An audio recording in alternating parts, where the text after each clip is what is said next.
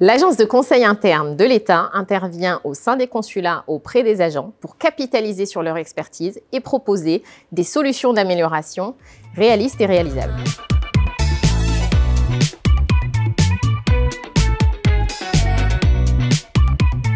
Nous avions deux enjeux à Tunis. Le premier était de réduire les délais d'attente pour obtenir un renouvellement de passeport ou de titre d'identité. Et le second enjeu de ce consulat général était de réduire aussi les délais de traitement des certificats à capacité à mariage. Alors il y a des résultats qui sont très tangibles. Nous étions partis de 451 dossiers qui étaient restés bloqués, non traités, avec des dossiers qui dataient de 2024, et nous sommes un mois après à 251 dossiers qu'il reste à traiter, donc une réduction du stock de 30%, et avec l'espoir que fin de l'été nous ayons résorbé ce stock-là. C'était vraiment une mission d'immersion sur le terrain, mais aussi aux côtés des agents, puisqu'ils ont participé aux différentes activités des agents. Cette mission nous a permis un peu de remettre en question nos formes de management. C'est par exemple la réunion de 5 minutes que tiennent nos chefs de service en début de journée avec l'ensemble de leurs agents pour leur redonner les chiffres de la veille, les statistiques, les résultats, mais aussi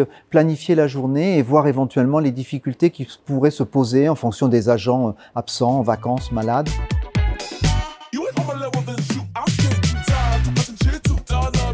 La DFAE s'est engagée depuis plusieurs années dans de grands chantiers de transformation et de modernisation de l'action consulaire. On a programmé avec la DITP 7 missions entre octobre 2024 et l'été 2025.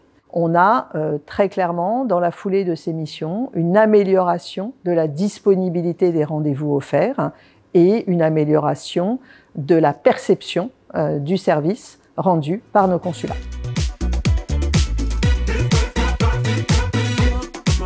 Nous avons décidé, à partir de septembre 2025, de mettre en place à la DFAE une cellule Excellence consulaire. Le rôle de cette cellule Excellence consulaire sera de poursuivre les missions sur le modèle de celles que nous avons effectuées avec la DITP, premier objectif. Deuxième objectif, de capitaliser sur les bonnes pratiques afin de les diffuser dans l'ensemble du réseau consulaire.